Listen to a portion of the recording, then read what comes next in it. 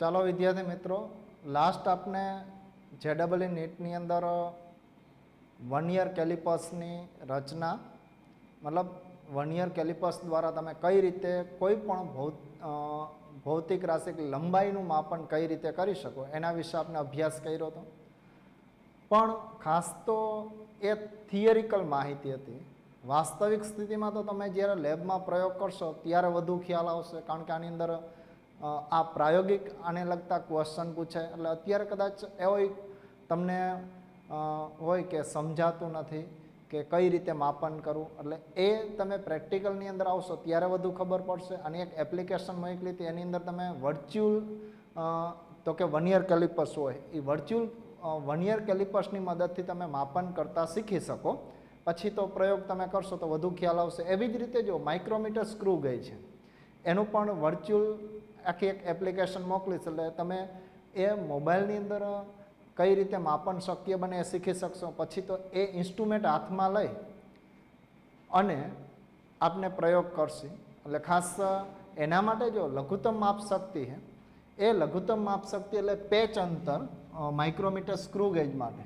1 year calipers માટે જો કે 1 યર કેલિપર્સ માટે તમે જે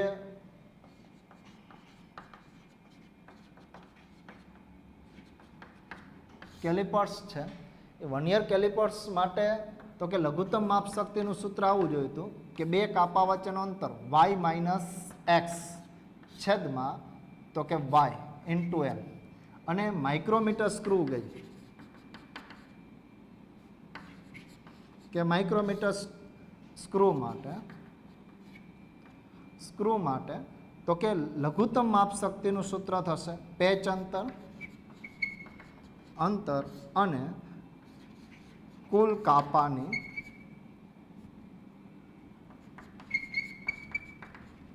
સંખ્યા. તો આવું એક સમીકરણ થશે, પેચ અંતરના છેદમાં તો કે કુલ કાપાની સંખ્યા.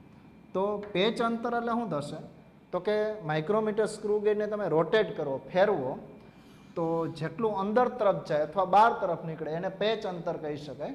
એટલે 2 આટા વચ્ચેનું અંતર, કુલ કાપાની સંખ્યા એટલે માઇક્રોમીટર સ્ક્રૂ ગેજના કુલ કાપાની સંખ્યા એ લઘુત્તમ માપ શક્તિ થશે. એટલે આ બંને સૂત્ર તમારે ખાસ યાદ રાખવાના છે. આની પણ તમને આખી એક એપ્લિકેશન મોકલીશ, એટલે વર્ચ્યુઅલ તમે તો કે માઇક્રોમીટર સ્ક્રૂ અથવા તો સ્ક્રૂ ગેજ છે એ સ્ક્રૂ ગેજની તમે તો કે રચના એના વિશે જાણી શકશો. આનો પ્રયોગ કરશો ત્યારે ખાસ તો આ તમને આવડશે. એટલે અત્યારે કદાચ આ સૂત્ર તમે યાદ રાખો, બાકી તો તમે જ્યારે પ્રયોગ કરશો તો આના દ્વારા કઈ રીતે માપન કરી શકાય એ ખ્યાલ આવશે.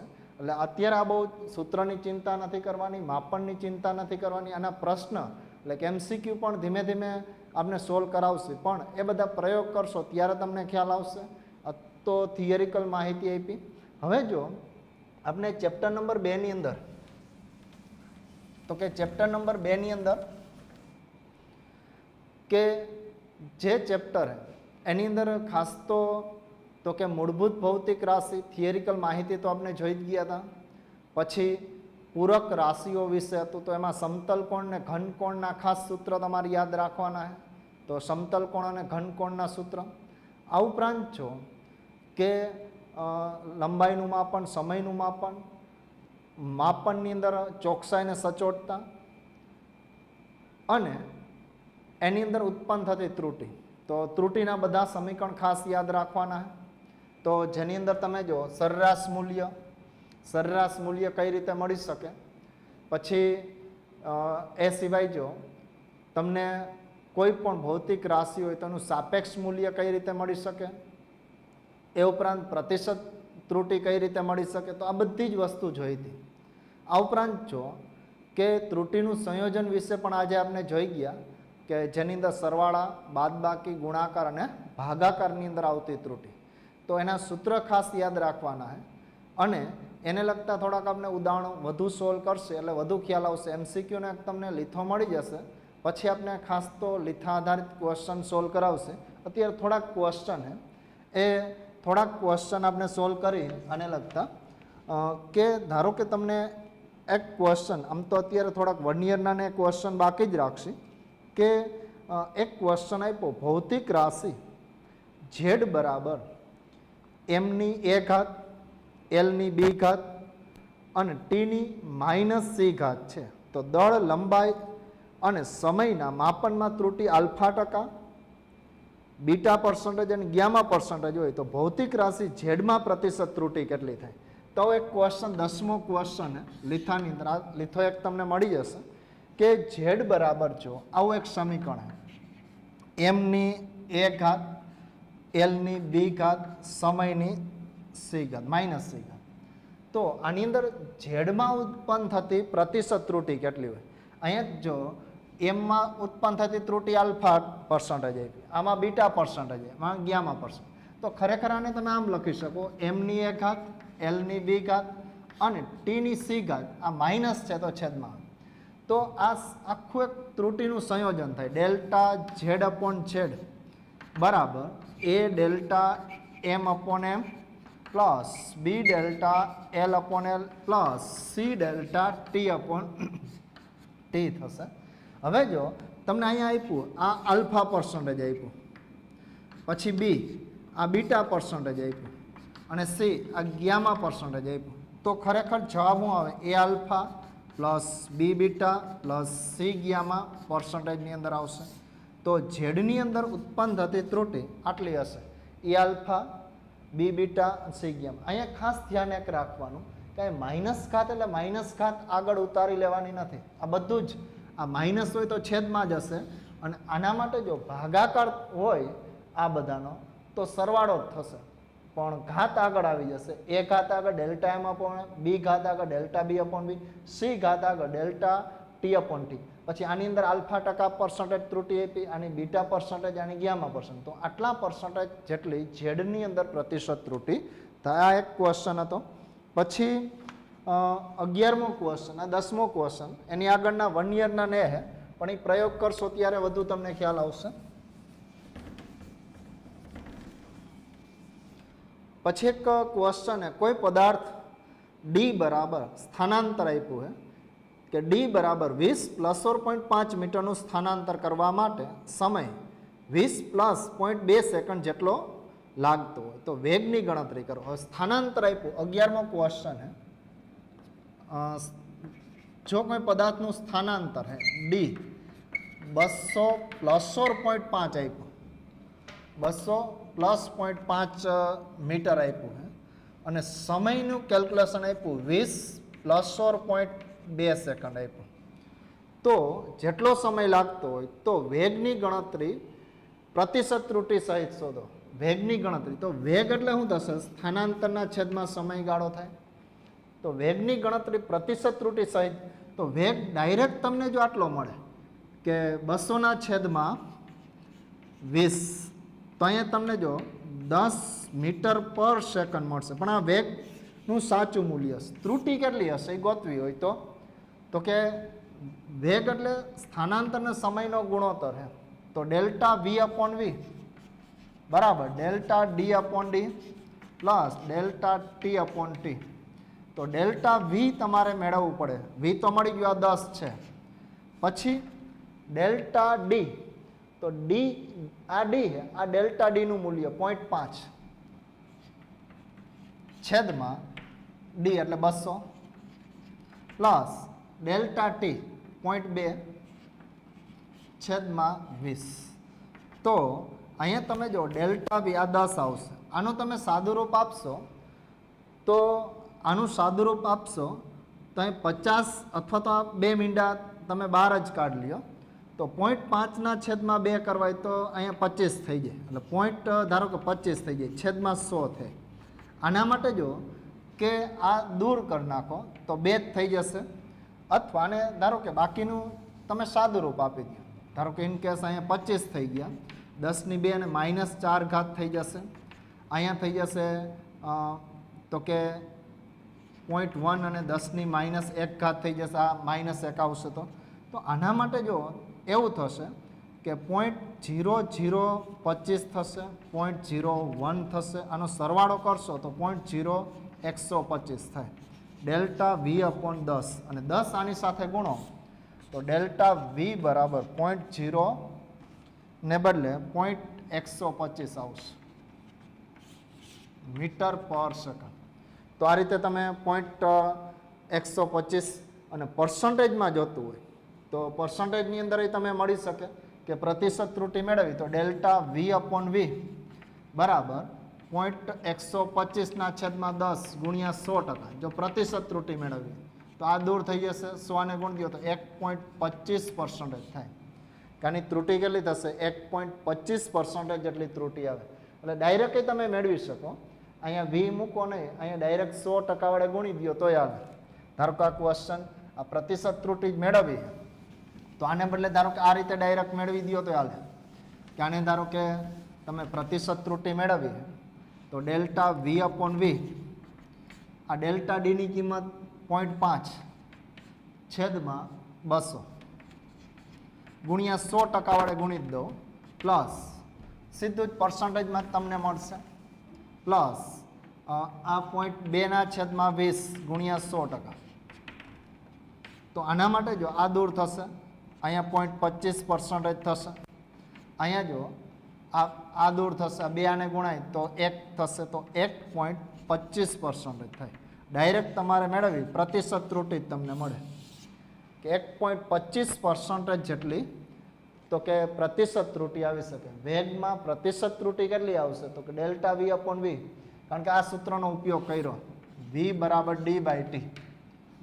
તો સીધું તમે આ રીતે મળી શકે delta D/D plus delta T/T અને કિંમત મૂકીને 100% વડે ગુણી દો તો પર્સન્ટેજમાં મળે. 100 વડે ન ગુણો તો સાપેક્ષ ત્રુટિ તમને મળી શકે. એટલે 11મો ક્વેશ્ચન હતો.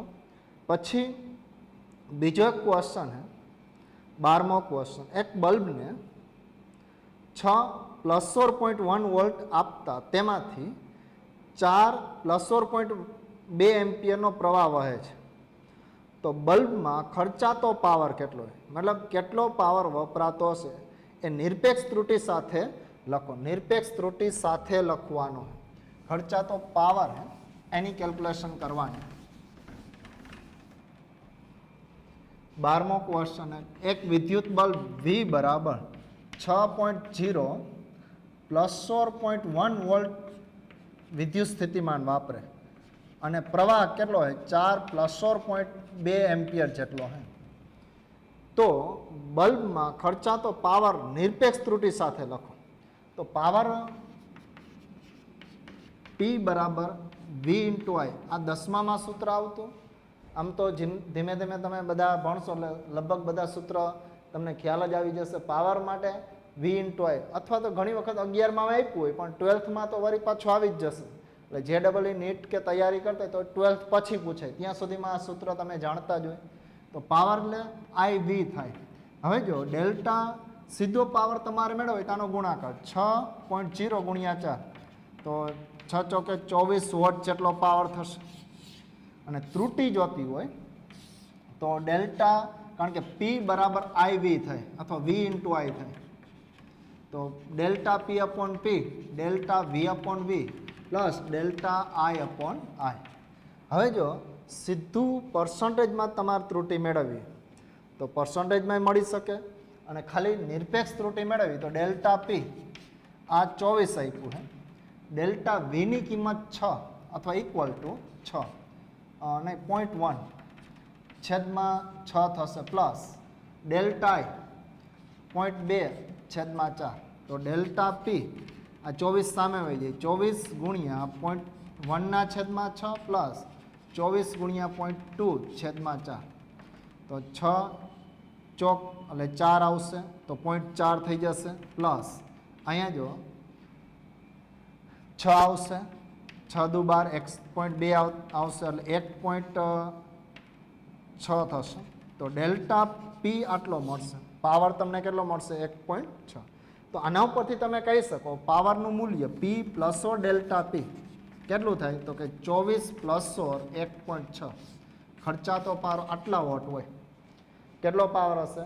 મૂળ પાવર 24 હશે અને એમાં ત્રુટિ કેટલી આવશે 1.6 જેટલી ત્રુટિ આવી શકે. એનાથી મોટી ત્રુટિ એટલે કે અહીંયા નિરપેક્ષ ત્રુટિ આવી શકે નહીં. એટલે આ નિરપેક્ષ ત્રુટિ સહિત દર્શાવેલો છે 24 + 0.6 જેટલો થશે. તો આ રીતે તમે એ કેલ્ક્યુલેશન કરી શકાય. પછી એક 13મો ક્વેશ્ચન છે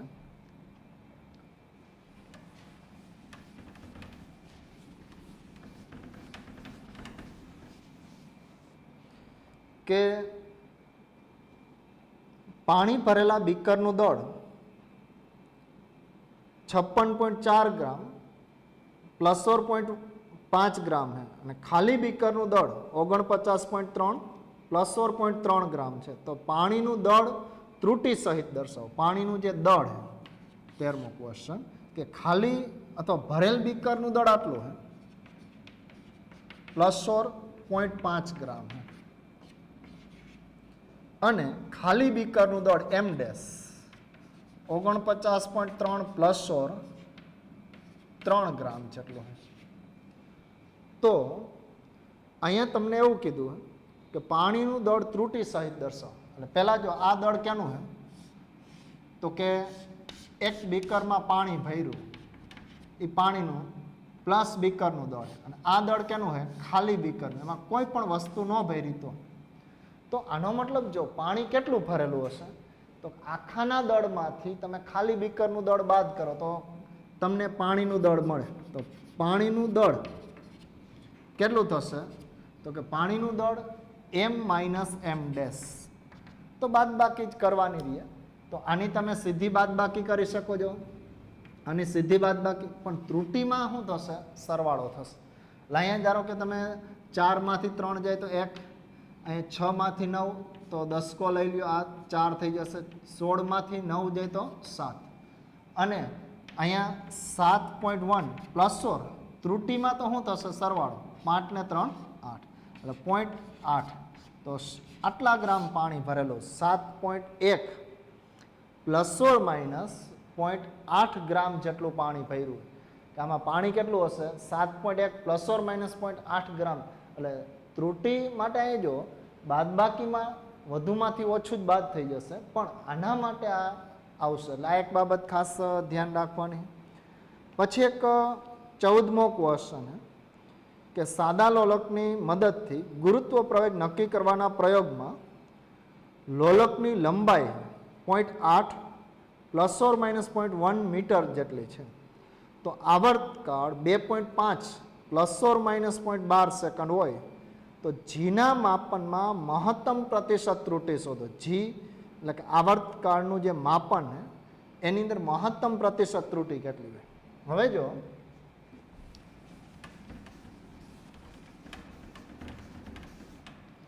તમને એક ક્વેશ્ચન જે આપ્યો હે કે સાદા લોલકની મદદથી ગુરુત્વ પ્રવેગ નક્કી કરવાના પ્રયોગમાં લોલકની લંબાઈ, તો કે લોલકની લંબાઈ તમને આપેલી હતી 0.8 +/-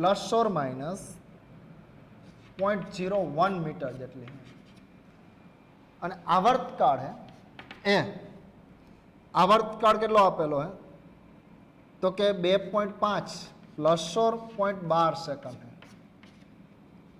તો જીના માપનમાં મહત્તમ પ્રતિશત ત્રુટિ શોધો. હવે જો આની અંદર તમને આવર્તકાળનું સૂત્ર આપ્યું હશે કે આવર્તકાળ, આ સાદા લોલકનો એક આખો ક્વેશ્ચન છે, એક સાદું લોલક છે, નીચે એક m દળનો પદાર્થ લટકાવેલો છે અને ધારો કે આમ ખેંચીને છોડી દો તો દોલનો કરતું હશે. તો દોલનો માટેનો એક દોલનનો આવર્તકાળ અથવા આવર્તકાળ માટેનું આ સૂત્ર t = 2π√L/g. આ સમીકરણ. તો આ સમીકરણની અંદર જો તમને લંબાઈનું માપન કરેલું અને આવર્તકાળનું માપન, તો જીનું માપન આપણે મેળવવાનું. જીમાં કેટલી ત્રુટિ ઉદ્ભવે, જી એટલે ગુરુત્વ પ્રવેગ. તો આમ તો સાદા લોલકને એનો પ્રયોગ આવશે, તમે પ્રયોગ કરશો એટલે વધુ આવર્તકાળે માપી શકશો, આની લંબાઈ સ્કેલ દ્વારા માપી શકશો. તો એના ઉપરથી જી ગુરુત્વ પ્રવેગ નક્કી કરવાનો રહે.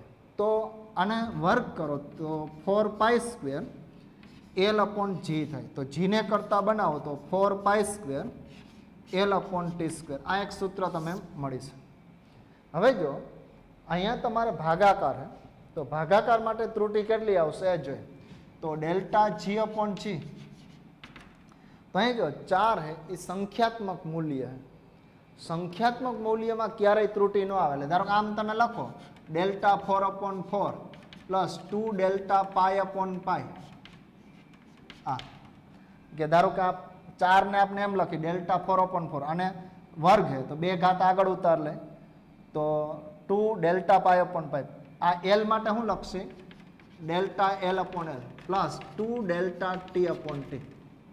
આવર્તકાળનો વર્ગ તો એને આમ લખે. પણ આ ની અંદર 4માં ક્યારેય ત્રુટિ ન આવે, એ 0 થાય. પાઈમાં ક્યારેય ત્રુટિ ન આવે, કારણ કે એ વસ્તુ અચળ છે. આનું ક્યારેય માપન 4નું કરવાનું ના આવે, પાઈનું માપન એ કરે, એ અચળ છે. તો અચળમાં ત્રુટિ ન આવે તો આમ ક્યારેય લખવું જ નહીં. સીધું આના ઉપરથી હું લખું ડેલ્ટા જી અપોન જી, જેનું માપન થઈ શકે એમાં જ ત્રુટિ આવે. તો 4π² માં ત્રુટિ, એટલે આ એલ અને ટી² જ જોવા. તો આના માટે જો delta L upon L plus two delta T upon T થાય. તો ડેલ્ટા એલની કિંમત કેટલી થશે? તો કે ડેલ્ટા એલની કિંમત તમને આપી 0.01 અને એલની કિંમત 0.8 આપી, પ્લસ આની કિંમત આપી ડેલ્ટા ટીની કિંમત 0.12/2.5. તો આ રીતે આપ્યું. તો ડેલ્ટા જી અપોન જી તમને આની અંદર તો કે પ્રતિશત ત્રુટિ કીધું, તો 100% વડે ગુણી જ દો. તો ધારો કે અહીંયા તમે 100% વડે ગુણશો તો 1% છેદમાં 0.8 થઈ જશે. અહીંયા 100% વડે ગુણો તો 2 × 12% છેદમાં 2.5 થઈ જશે. 100 વડે ગુણી દીધા, આને 100 વડે ગુણી દો તો 1 થઈ જાય, આને 100 વડે 12 થઈ જશે. હવે આનું સાદું રૂપ આપો તો 10/8 લખી શકે %. આને તમે જો 12 × 24/2.5 લખી શકે. તો સાદું રૂપ આપશો તો આના માટે જો તમે પર્સન્ટેજની અંદર લગભગ એપ્રોક્સિમેટલી 5/4 મૂકી શકો. તો આના 5/4 અથવા ધારો કે 2.5/2.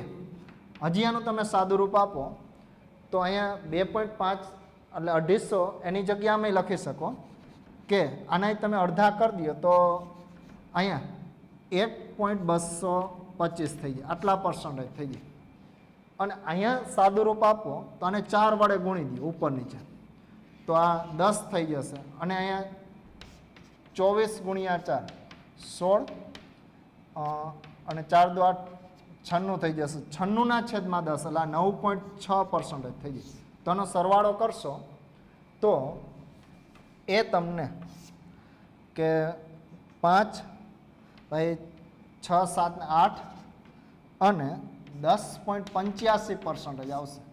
કે જીના માપનની અંદર 10.85% જેટલી ત્રુટિ હોય. આનો તમે ભાગાકાર કરી શકાય, આનો ભાગાકાર કરી શકાય, એટલે 10.85% જેટલી ત્રુટિ આવી શકે જીના માપનમાં. જો લંબાઈનું માપ આટલું હોય, આવર્તકાળનું માપ આટલું હોય, તો જીના માપનમાં 10.85% ત્રુટિ આવે. જો આમાં આટલી ત્રુટિ આવે, આવર્તકાળમાં આટલી ત્રુટિ આવે, તો 10.85% એટલે ખરેખર ખૂબ મોટી ત્રુટિ ગણી શકાય. કારણ કે કોઈ પણ પ્રયોગ કરતા હોય તો વધુમાં વધુ ત્રુટિ છે, એ વધુમાં વધુ ત્રુટિ 5-6% જ હાલે. એનાથી વધુ ત્રુટિ હોય તો ઘણી મોટી ત્રુટિ ગણી શકાય. એટલે ખાસ અહીંયા જો આવી ત્રુટિ આવવાનું કારણ શું? તો કે અહીંયા આવર્તકાળનો વર્ગ, અહીંયા આવર્તકાળનો વર્ગ. તો જે ભૌતિક રાશિનો વર્ગ હોય એ ભૌતિક રાશિનું માપન અતિ ચોકસાઈથી કરવું પડે. નહીંતર શું થાય કે વર્ગ ગણ ત્રુટિનો વધારો થાય. સૌથી વધુ આવર્તકાળમાં ત્રુટિ 9.6%. એટલે ખરેખર આવર્તકાળનું માપ જેટલું બને એટલું ચોકસાઈથી કરવું પડે, નહીંતર આમાં ત્રુટિ બહુ મોટી આવે. એટલે આ પ્રયોગ તમે કરશો, આ તો મેથેમેટિકલ વસ્તુ જ થઈ, પણ પ્રયોગ કરશો ત્યારે ખાસ તમારે ધ્યાન ગુરુત્વ પ્રવેગ માપનનો પ્રયોગ છે સાદા લોલકનો. અગાઉ 9મા ધોરણની અંદર આવતો, પણ કદાચ કરી ન હોય પ્રવૃત્તિ. T = 2π√L/G સૂત્ર છે. આ અત્યારે સૂત્ર આપી દીધું હોય, એના ઉપરથી તમારે આ ગણતરી કરવાનો થાય. તો આ એક ક્વેશ્ચન હતો.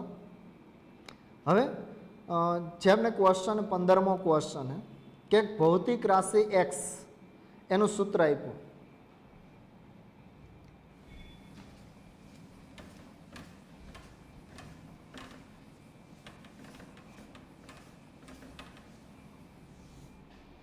કે ભૌતિક રાશિ x એનું સૂત્ર આપેલું છે x બરાબર, તો કે x બરાબર a²b છેદમાં c1/3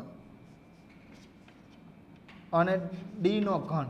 આ રીતે ભૌતિક રાશિ x નું એક સૂત્ર આપેલું, જેમાં એ બી સી અને ડી માપનમાં પ્રતિશત ત્રુટિ, એ બી સી અને માપનમાં પ્રતિશત ત્રુટિ. એની અંદર માપનમાં ત્રુટિ કેટલી છે તો કે 2%, બીમાં 2%, સીમાં 4% અને ડીમાં 5%. આ એમાં ત્રુટિ છે, આ ત્રુટિ બી માટે છે, આ સી માટે, આ ડી. આ રીતે તમને ત્રુટિ આપેલી. આ 15મો ક્વેશ્ચન છે, 15મા ક્વેશ્ચનની અંદર તમને ત્રુટિ આપેલી કે એના માપનમાં ત્રુટિ કેટલી છે, બીના માપનમાં અને સીના માપનમાં પ્રતિશત ત્રુટિ કેટલી છે એ આપેલી. તો કઈ રાશિના માપનની ત્રુટિનો ફાળો લઘુત્તમ હશે, કેનો ફાળો લઘુત્તમ હોય? તો તમારે આના માટે જો બધા માટે જોવું પડે. ડેલ્ટા એક્સ અપોન એક્સ બરાબર 2 ડેલ્ટા એ અપોન એ પ્લસ ડેલ્ટા બી અપોન બી. આ 1/3 આગળ લઈ લઈએ તો 1/3 delta C upon C plus 3 delta D upon D. જો અહીંયા તમે મૂકશો તો 2 ગુણ્યા એ એટલે 2%, આ 2%, તો ટોટલ 4% થશે. પ્લસ આના માટે ખાલી 2% આવશે, આ 2% આવશે. 1/3 અહીંયા સી માટે 4, તો 4/3 અને અહીંયા આવશે 3, 5%, તો 15% આવશે. તો આની તમે જે સાદું રૂપ આપો 1/3 એટલે અહીંયા 1.33, 4/3 1.33% તમે કહી શકાય. તો આના માટે જો કઈ રાશિનો ફાળો લઘુત્તમ હશે તો ઓછામાં ઓછો કઈ ભૌતિક રાશિ 1/3. કારણ કે આના માટે જો ઘાત ઓછી છે અને ત્રુટિ 4% જેટલી છે, તો આનો ફાળો સૌથી ઓછામાં ઓછો. અને વધુમાં વધુ ફાળો કેનો આવશે? એટલે આમાં ભૌતિક રાશિ સી આવશે કે કઈ માપન કઈ રાશિની અથવા તો ત્રુટિનો ફાળો લઘુત્તમ હશે, તો સી આવશે, સી માટે લઘુત્તમ હશે. અને કેનો ફાળો મહત્તમ હોય એવું કહીએ તો ડી રાશિ આવશે. ડીનો ફાળો વધુમાં વધુ હોય, કારણ કે તો એની ઘાતે વધુ છે અને ત્રુટિની કિંમત કેવી છે વધુ. લઘુત્તમ ફાળા માટે જો બે વસ્તુ જોવી પડે. એક ઘાત જેની ઓછામાં ઓછી હોય એનો ગુણાકાર પણ ઓછામાં ઓછો થશે. તો આ રીતે તમે સી ભૌતિક રાશિનો ફાળો છે એ લઘુત્તમ આપી શકાય. પછી 16મો ક્વેશ્ચન છે,